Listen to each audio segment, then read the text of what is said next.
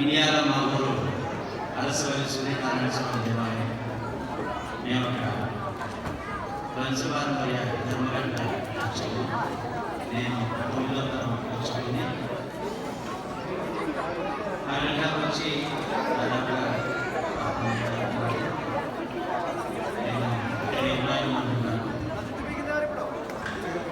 అలాగే మిమ్మల్ని అందరినీ ఉగాది సందర్భంగా కలుసుకోవడం చాలా ఆనందంగా ఉంది. అందరికీ కూడా ముందుగా శ్రీ గురుముఖి నామ సంవత్సర శుభాకాంక్షలు ఆశీర్వచనాలు ఇస్తున్నాను. ఇక సంవత్సరంలోకి వెళ్తే పంచాంగ శ్రవణం అందరికీ తెలిసిందే. కాకపోతే పంచాంగం అంటే 5 అంగాలతో కూడుకున్నది. ఇది వార, నక్షత్ర, యోగ, కర్ణ. ఈ 5 చూసుకొని ఏ కార్యక్రమాన్ని ప్రారంభించేటట్లయితే శుభం జరుగుతుందని చెప్పేసి శాస్త్రాలు చెప్తున్నాయి. దానికి ఎలా చెప్పారంటే శ్రేయం కావాల్సిన వాళ్ళు ఇది చూసుకొని కార్యక్రమం చేయాలంట. ఆయుష్ కావాలి అనుకున్న వాళ్ళు వారిని చూసి, అలాగే పాపం పోగొట్టుకోవాలంటే నక్షత్రం చూడాలి.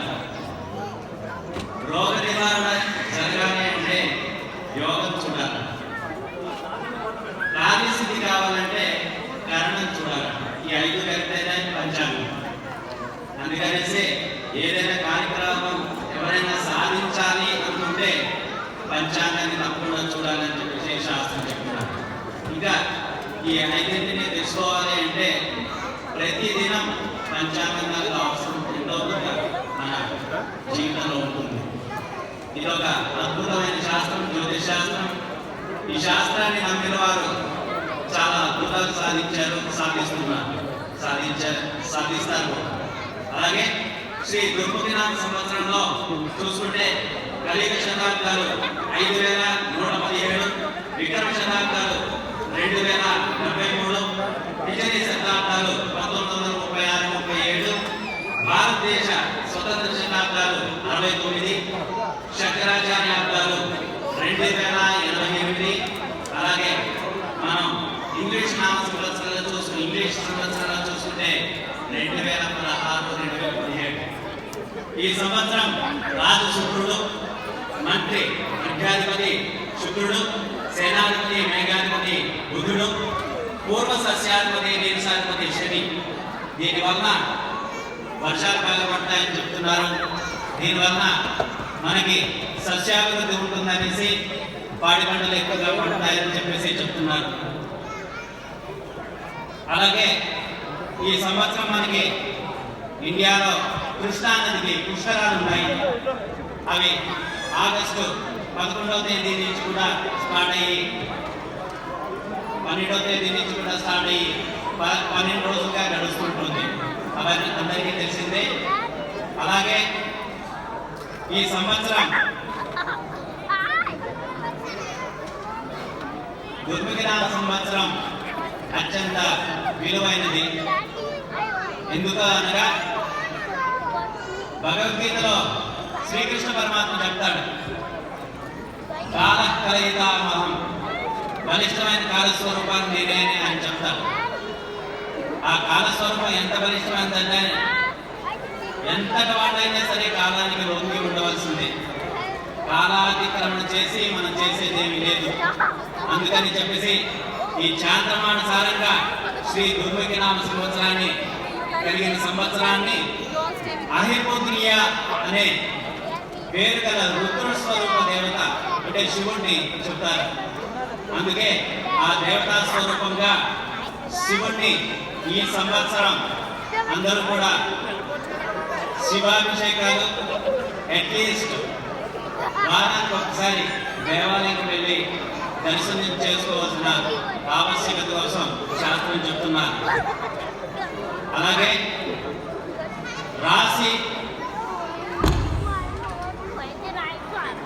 ఫలాల కోసం వచ్చేసరికి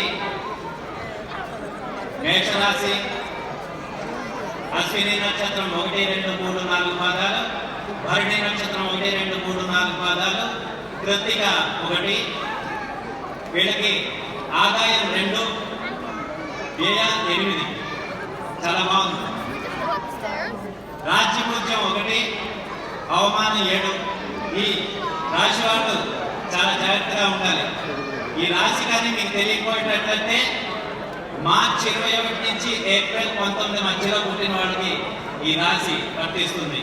అది సూర్యమానం ప్రకారం, సౌరమానం అంటారు దాన్ని. అది మనం ఎక్కువగా భారతదేశంలో చాలా భాగాల్లో పాటిస్తారు, ఇక్కడ కూడా కొంతమంది పాటిస్తారు. అలాగే పేరు కానీ ఒక నక్షత్రం తెలియదు, డేట్ ఆఫ్ బర్త్ తెలియదు అనుకునేటట్లయితే వాళ్ళ పేర్లు చూచే, చోళ, లాలు, లూలే ఈ లెటర్స్తో, అక్షరాలతో స్టార్ట్ అయ్యే పేర్లన్నీ కూడా మేషరాశి కింద వస్తారు. ఈ మేషరాశి వాళ్ళందరికీ కూడా ఎంతో జాగ్రత్తగా ఉండాలని చెప్పేసి చెప్తున్నారు. అలాగే వృషభ రాశికి వచ్చేసరికి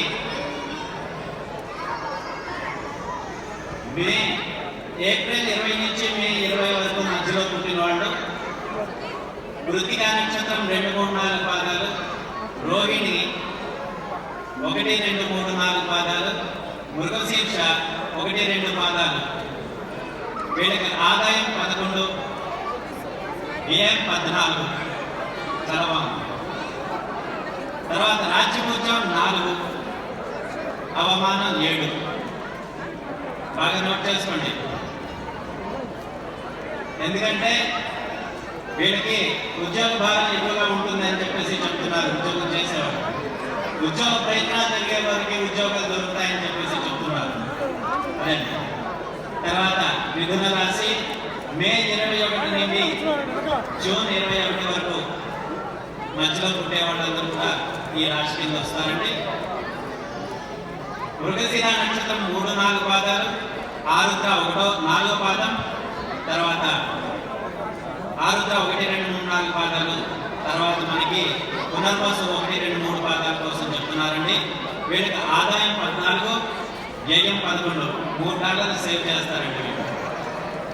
రాజ్యపూజ్యం 7, అవమానం 7. ఈక్వల్గా ఉంది. ఈ రాశి వాళ్ళకి అమ్మవారికి పూజ చేసుకోవడం మంచిదిగా చెప్తున్నారు. ఎందుకంటే వీళ్ళకి అష్టమ శని ప్రారంభమయ్యే సూచనలు ఉన్నాయి. ఇదంతా కూడాను ఓవరాల్ ప్రిడిక్షన్స్ అండి.